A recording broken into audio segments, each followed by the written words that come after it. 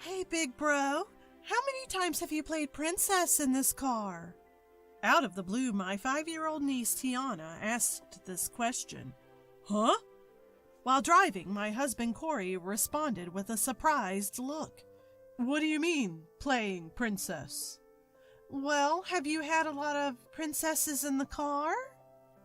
Tiana's odd comment was a turning point. It led me to discover the true identity of my husband. I'm Annie, a 25-year-old office worker. I've recently tied the knot. My husband? Corey, a co-worker. Corey started at the company the same year I did. He's not just good at his job, he's also incredibly good-looking, a real catch from day one. 2 colleagues, Sylvia and Angelica, both a couple of years my senior, clearly had their eyes on him. They often came over to Corey's desk offering to help with work or bringing him snacks, clearly trying to get his attention. One day, I found myself invited to a social gathering by Sylvia and Angelica. Of course, Corey was there too. There were 2 other male employees, but the eyes of these senior colleagues were fixed squarely on Corey. While I politely nodded along with the conversation, I quietly sipped my drink. To my surprise, Corey texted me later that night. Hey, Annie, we didn't get to talk much today. Want to go for a drive sometime? I was taken aback. I had always assumed he had no interest in me. I was a little puzzled by the sudden invitation, but I was delighted that a popular guy like him was showing interest in me. Soon, Corey and I began seeing each other occasionally and eventually started dating. Word got around the office and we became the hot topic. Sylvia and Angelica in particular must have been stunned when they found out we were dating. Our interactions with them turned awkward, limited to polite greetings. Still, I was thrilled that Corey was my boyfriend. He treated me well, and being with him was pure joy. As we continued to date, something started to nag at me. Whenever we were out, Corey seemed to attract attention from women. As we walked down the street, I noticed a pair of young women staring at Corey next to me. After we passed, I overheard them. Wow, did you see that guy? He's so hot. I know, right? What a looker! They were glancing back at us. I glanced at Corey, but it was hard to tell if he was hearing the same thing or not. He was completely expressionless. Maybe for Corey, this kind of thing is just another day at the office. That could be why he doesn't even flinch when he hears voices like this. It's moments like these that make me fall for him all over again. But I couldn't just bask in the joy. It happened while we were sitting in the cafe. Sure enough, a group of women sitting at the next table were stealing glances at Corey. And as we got up to leave and passed by them to pay the bill, I heard the woman whispering among themselves, "He's good looking, but isn't she just average? Yeah, what a waste." Hearing this, a shock ran through me, but I acted like I hadn't heard a thing. Corey, as usual, was indifferent and settled the bill. I was hurt by those words, yet a part of me thought, maybe they're right. I had always felt insecure, fearing that I might not be good enough for someone as handsome as Corey. Driven by my insecurity, I opened up to him about it.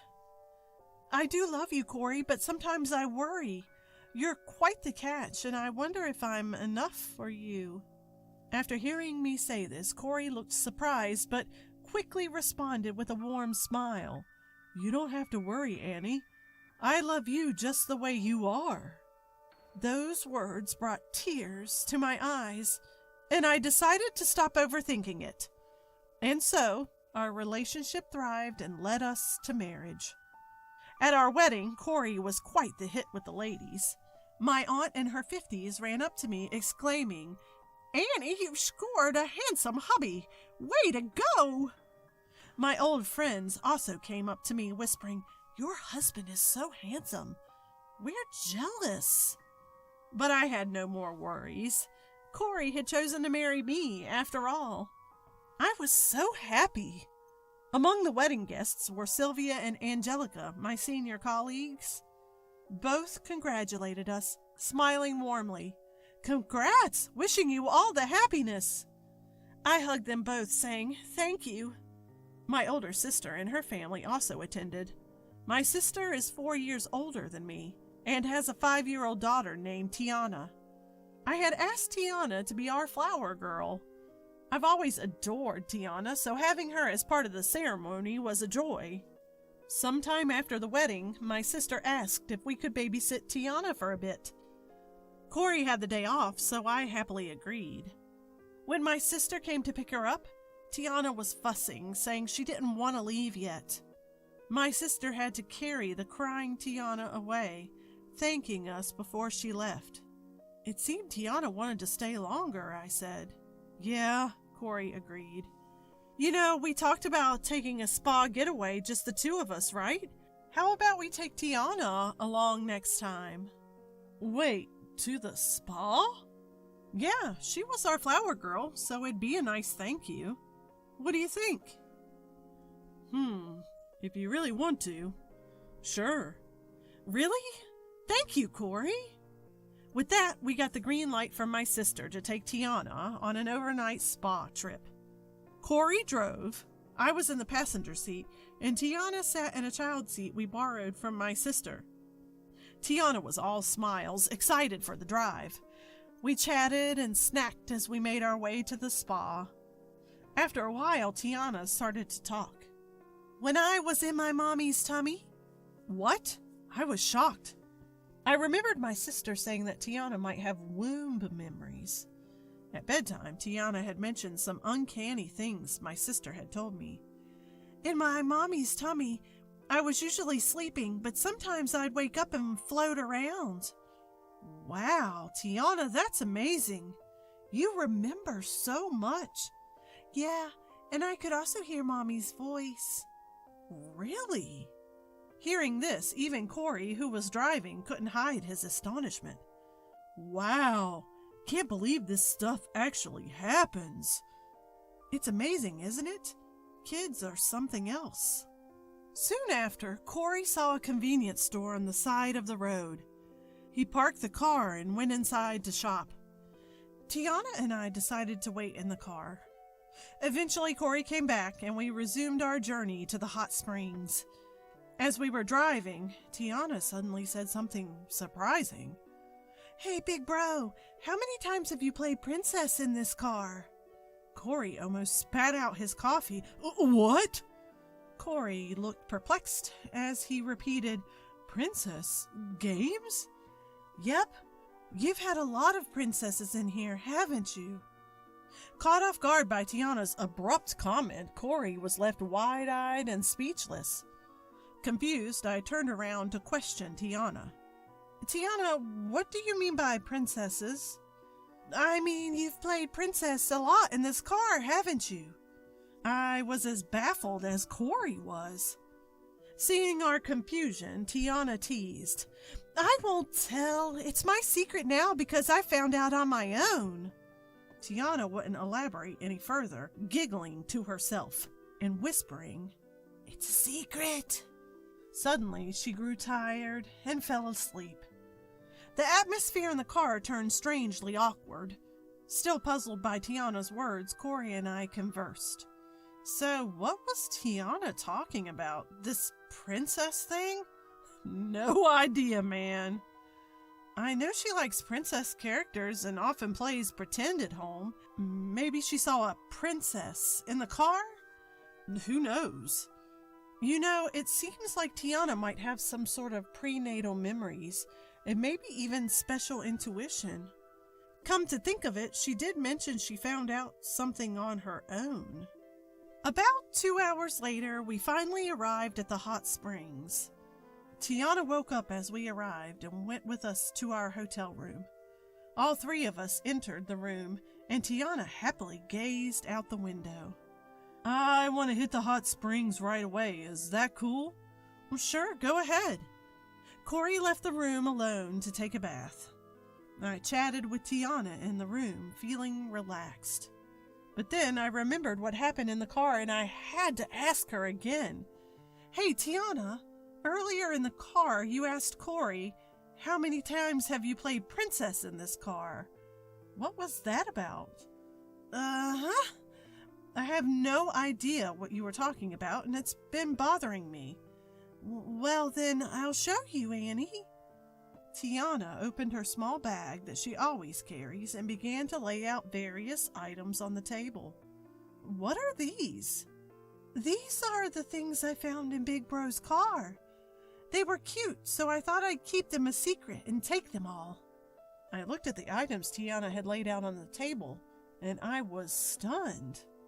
Hairpins, hair clips, earrings, necklaces, lipstick, mascara, and even a hotel-provided hairbrush? None of it was mine, but they were clearly belongings of an adult woman. Where exactly in the car did you find these? Well, they were under the seat near my feet. A lot of them, actually. Wait, all of these were scattered around?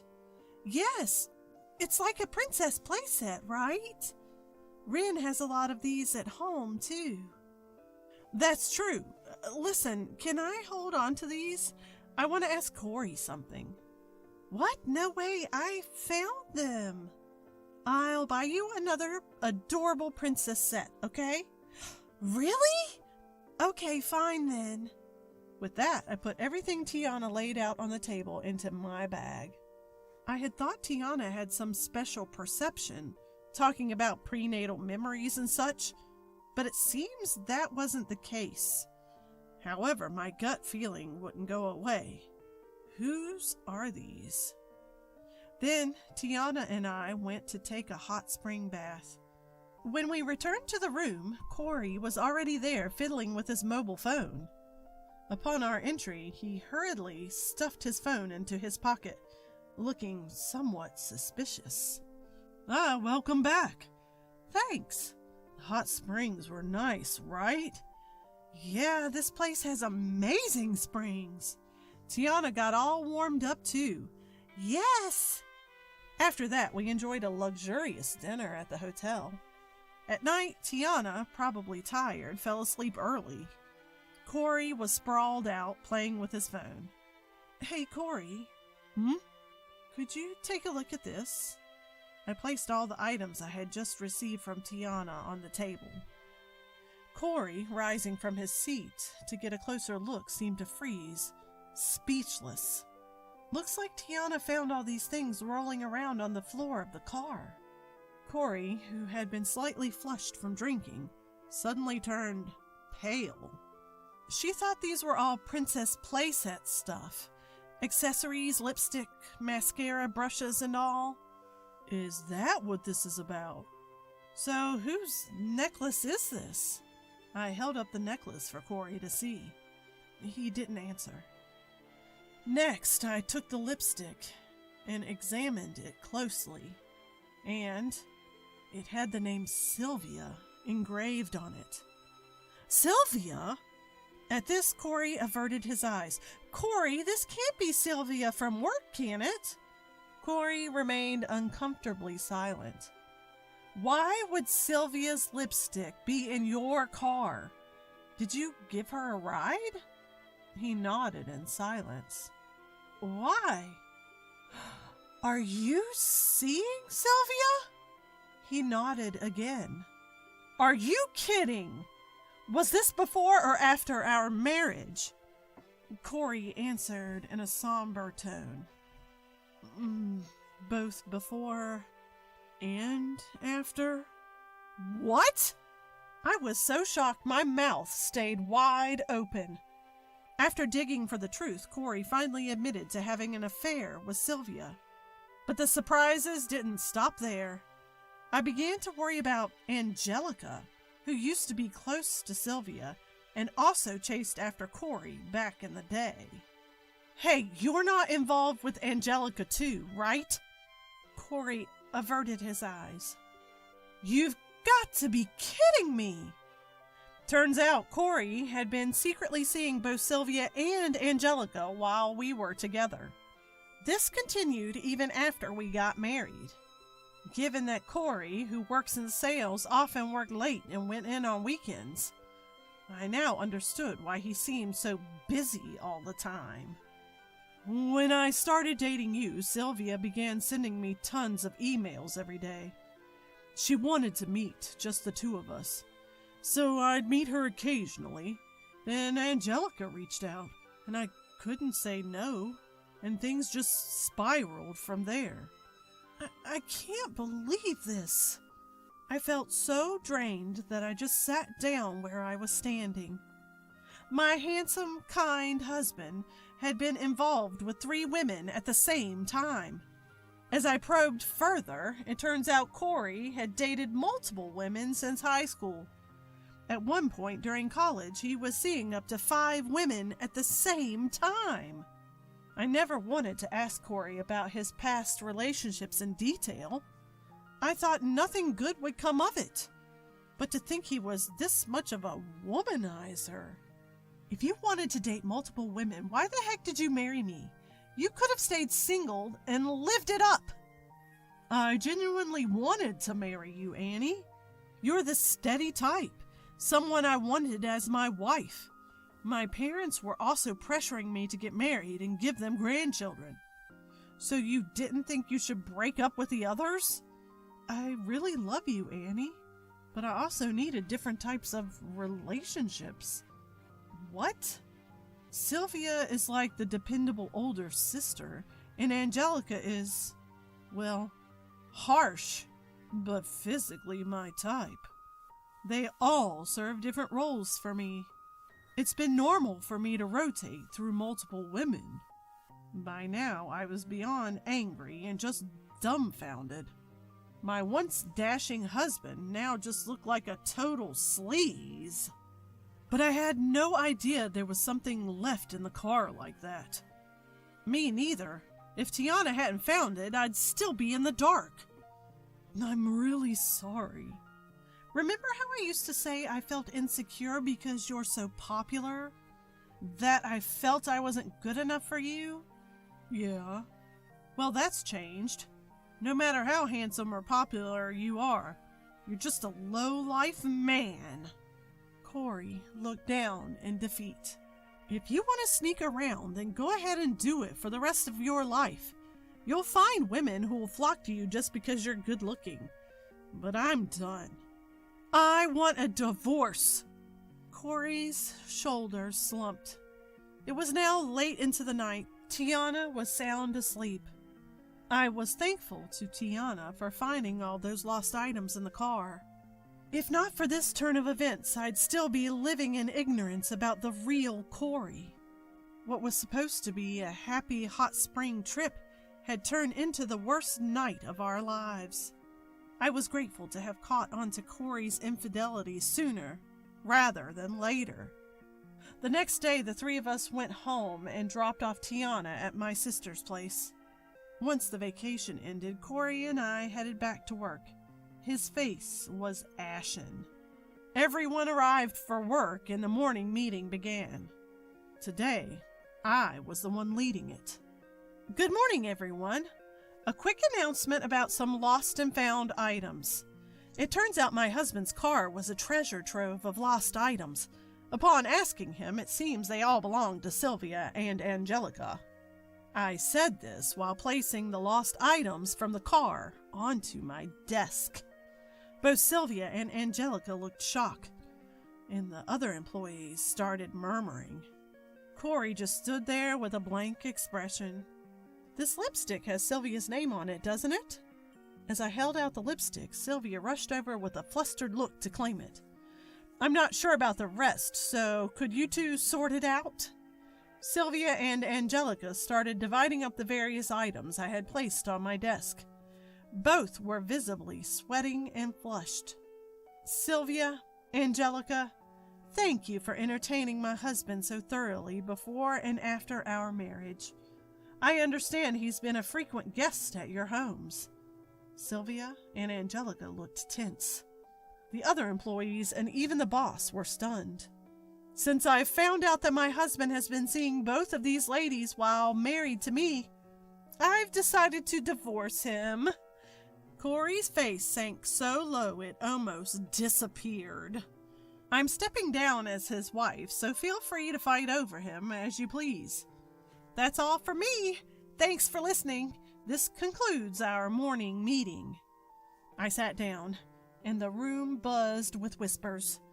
Corey, Sylvia, and Angelica stood silent and defeated. Soon after, all three were called into a separate room by their bosses. Eventually, the trio could no longer stay at the company and left, effectively getting fired. After the divorce, I returned to my parents' house and planned to commute from there for a while. I consulted a lawyer and sought compensation from Corey, Sylvia, and Angelica in the divorce trial. Later, I learned that Sylvia and Angelica were fully aware of each other's affairs with Corey and had been competing by intentionally leaving their belongings in his car. Their little lost and found battle had been playing out without Corey and me ever knowing.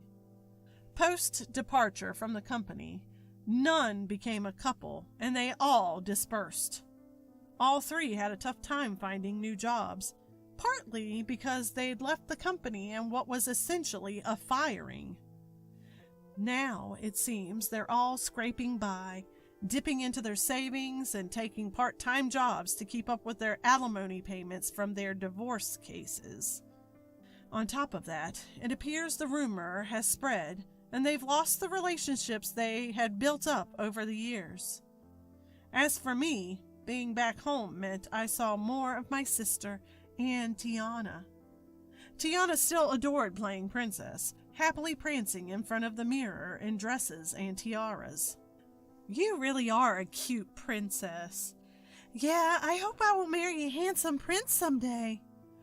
Yes, but remember, some princes might look good, but are actually really bad. Make sure he's also a prince at heart before you marry him. Got it. I hope my niece Tiana continues to grow and truly finds happiness. As for me, who ended up divorced in my 20s, I hope to use this bitter experience for a better future, hoping for a good relationship down the line.